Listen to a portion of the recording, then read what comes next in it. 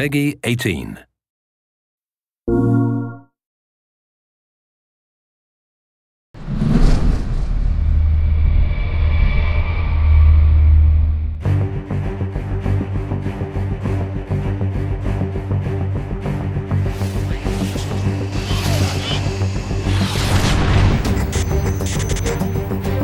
For the first time, the PS Vita really provided a mobile platform that was capable of really offering a proper FPS experience. It was new hardware for us, and we thought there's no way we can get the full Killzone experience onto it. But as the project's gone on, we realised, hey, we can get basically everything in this. Getting the tech over, making sure everything looks amazing, runs perfectly. Fortunately, the Vita is very powerful, and because we've taken across the Killzone engine, we can actually really push and develop the graphics and get the fidelity that we need to make it live within the family of Killzone games.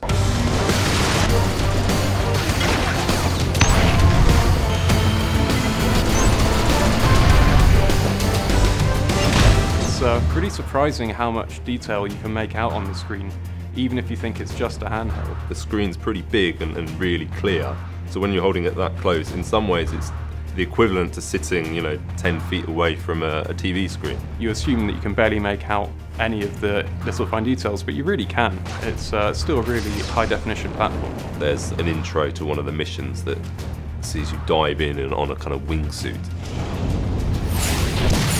It looks pretty impressive, but it's even more impressive when you tell people they can look around, and a lot of people didn't realise, they just thought it was a movie, and as soon as you can press left and right, they were like, whoa, no way, that's in-game, and it was kind of like, that was the moment you could see people were like, oh wow, this is impressive, like we've not seen this before on the Vita. I think the handheld platform really allowed us to look at the underlying structure of the Killzone game and reimagine it as an experience that can be played anywhere, anytime, and kind of in any way. You can play really short bursts of game and put it down and come back to it later. You can play multiplayer on the move, just over Wi-Fi. We were trying to offer something that people could just pick up and play with that kind of immediacy that you don't always get with a home console game. Get rich and get out. The other thing that I was really interested in maintaining was the feel of Killzone. It actually touches the kind of standard Killzone feeling of being a heavy, weighty shooter. So that went through the controls, the animations. Obviously the two dual analog sticks made a big difference. It's the first handheld with dual sticks. The fact that you can actually have a proper console experience on the Vita is everything.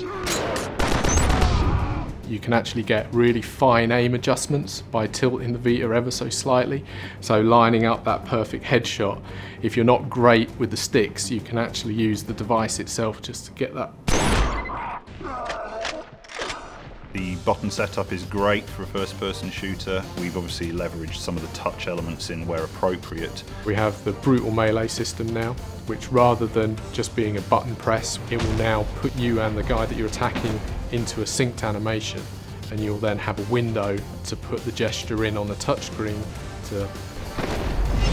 You can really see it. It feels like Killzone, it looks like Killzone, plays like Killzone. Quite simple really, the PS Vita is such an amazing piece of kit. Killzone's a perfect title to bring over to it. We can really do Killzone justice on the Vita.